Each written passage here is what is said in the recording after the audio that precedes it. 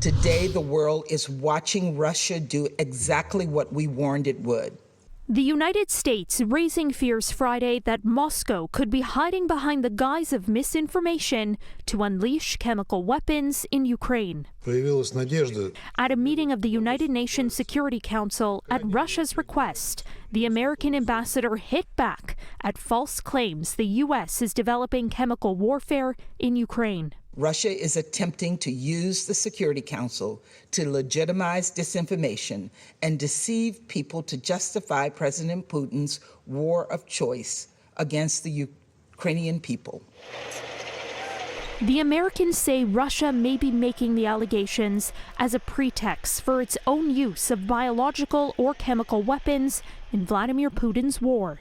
Russia would pay a severe price if they use chemicals. As the world awaits Putin's next steps, President Joe Biden called for stripping Russia of normal trade relations, a move taken in concert with G7 nations that would make it harder for the Kremlin to do business. Doing it in unison with other nations to make up half of the global economy will be another crushing blow to the Russian economy. It's already suffering very badly from our sanctions. Canada's defense minister says we are facing the greatest threat to international security in decades. Asked by CityNews Parliament Hill reporter Cormac McSweeney, how concerned are you that chemical weapons will actually be used? The minister had this to say. Let's be clear, I'm concerned with the conflict in Ukraine, even without chemical weapons. Vladimir Putin has made a terrible mistake and will end up losing.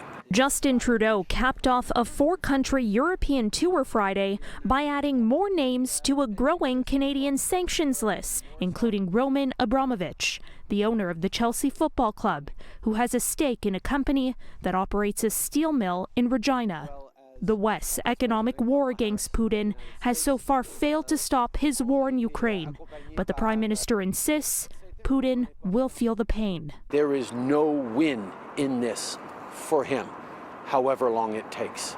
Canadians will have the opportunity to hear directly from Ukrainian President Volodymyr Zelensky when he addresses Canada's Parliament on Tuesday. Zelensky will appear virtually and speak jointly to members of the House of Commons and the Senate.